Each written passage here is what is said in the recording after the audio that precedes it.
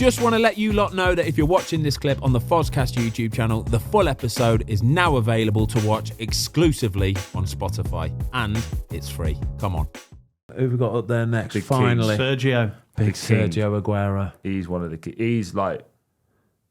Ooh, in the Prem history, he'd be in my top 5 to watch. In modern Premier League history, I'm talking the last 10, 15 years, I think he's my number 1. What? Striker or player? Striker. Yeah, Striker. Strikers. Yeah, I can see why. But I'm like, I love Didier Drogba. Oh, the way he changed yeah. the front. Rooney, massively underrated. Yeah, for sure. I didn't even ask you. That was a question I should have asked you yesterday, but we'll get into that another time. Aguero, by the way, I believe the story behind his shirt is quite eventful. Would you like to tell us? Not really. I will. You're in podcast host mode. No, I'm just teeing him up to knock him back down. That's what I do. This is why you should have his... Oh, yeah, imagine that. He has got his own podcast. Deanie Talks. Deanie Talks. We're going to talk about Deanie Talks in a minute. But yeah, that shirt is the one I got from... We had just been beaten 8-0 away at the Etihad. Joy wasn't playing. I wasn't there. I was injured. You were lucky to be away from that one, mate, honestly, because that was a bloodbath, honestly. Yeah. 18 minutes had gone and we were 5-0 down. Yeah. That was not an enjoyable experience. It takes some balls, to go up to somebody at full time after they've just scored a hat-trick and they're walking off with a match ball and the team have put 8 past you and ask them for the shirt. Actually, a few people saw me on like Match of the Day later that night and I got some dog's abuse on Twitter for that. Why though? I'm with you. Yeah. I totally agree with you. I'm not getting it for myself. I'm getting it for my son. I'm getting it for whatever. Do you know what I mean? Actually, I'm getting it for the Fozcast set. But no, I'm with you. Like, no, the game's done, mate. I'm always been one of these players where I think you do your talking in the game. And don't get me wrong, I necessarily didn't do my talking in the game, but I know I gave everything I could do. And I always will do. So we whatever didn't watch happens. some of the goals, just... Well, we could argue. Mate, one was a penalty and that was it. I gave a penalty away and that was the only one, all right? The rest of them were just cut back goal, cut back goal, cut back goal. That one, I have got a bit of a funny story, actually. So there were a couple of the lads who were actually injured that day and not there. I think one of them was... one of them was my mate anyway. And he was out with the missus and kids and stuff like that. And he's texted me after it was like 3:18 on the text, 3:18 on the text message. And I read this once I got back in at full time and it said, "Hope you're okay, mate." And that was it. Was this a player or? This was Boaz. Boaz Meyer, the goalkeeper. So he obviously knew what I was going through and he must have been watching like at through 3:18. Well, he's just getting pings on his phone going, "Oh no." Did you text him back at half time saying, "Yeah, I'm alright"? That one you avoid the phone for a little bit. Oh, it was horrible. Have you ever mate. known of any player get their phone out at half time, or has that just never happened? Yes, they 100% get their phone out. Yeah, 100%. Yeah, I leave mine out. Yeah, it's no thing. I leave mine out on the top. Yeah, because my pals will watch, and I always say to them like, "Give me a little bit from your view." Yeah, okay. So then obviously the phone's out. Oh, interesting. I like it. That's I'm just really checking Twitter and stuff like that. No. I'm joking. Selfie for the ground. Yeah. So then when I go back in at half time, because you know me, I'm quite hot-headed, so I normally go look at my phone, and if someone the person who does it is like quite trusted, and he'll be like awful or like calm down, not that bad. Yeah. So they can read my body language. I've been doing it for so long. Mate, that is incredible. I like that. I never knew you did that, Yeah. I've actually never said that. But that is incredible, seriously.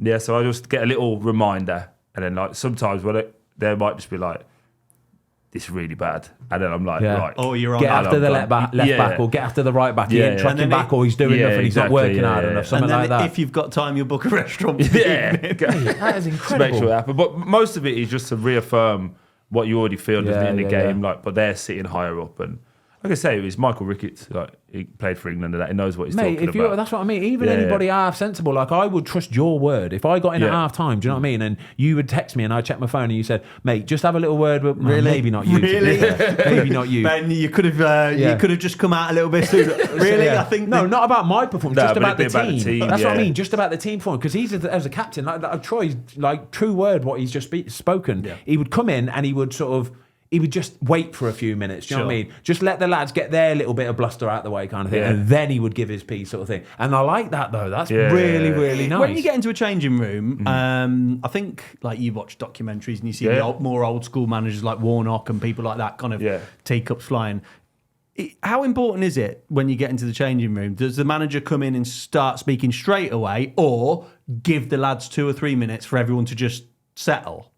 Everyone's a bit different, aren't they? Every manager's I think different. The newer one, as I don't know whether they've been coached on the pro license, but they seem to give themselves a couple of minutes, and then they come in, like, let it all calm down.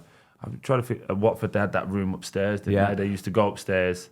They'd have a 5 minutes. We'd kind of calm down, have a drink, whatever. Then the manager and coaches would go upstairs. They would have their little conflab, and then they would come down. Probably they're all checking their phone for text messages. But it's like, it's trying to be calm. I think when you have too many, like, when it gets into a screaming match, that's never good. No, that's never good. If like, I'm going to bed, you're crap, he's saying I'm crap.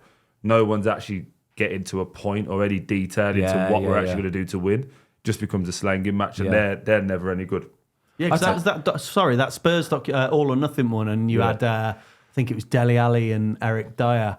Just shouted at each other. Like, and then it was like, name names, kind of like, and they were kind of going, okay, well, don't you just say in a generic statement, name names? And is that common? You've got to come down with detail. This is the bit why I always say about him as a captain, he's one of the best captains I've ever had, I promise you, because he will name names, He will tell you if you're not doing your job. He will not be about the bush. He will tell you, but you have to have it. You have to have it. There's so many captains that will just do that generic, like, lads, we need to do this, we need to do that. And it's like, no, actually, we're doing our bit on this side. Them on that side are definitely not doing their bit. You individually, you're doing fuck all. You're letting the team down. I think bigger than that, throughout the week, you know what your game plan is. So if we're going to start, I don't know, let's say this weekend we're playing Man United, we know...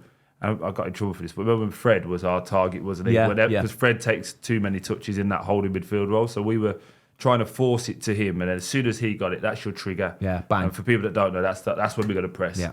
So as soon as he got it, it's like bang, and then we force them one way.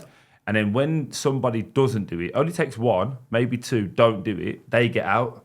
Now you can identify, right, well, Ben, you didn't press at the right time there. Yeah.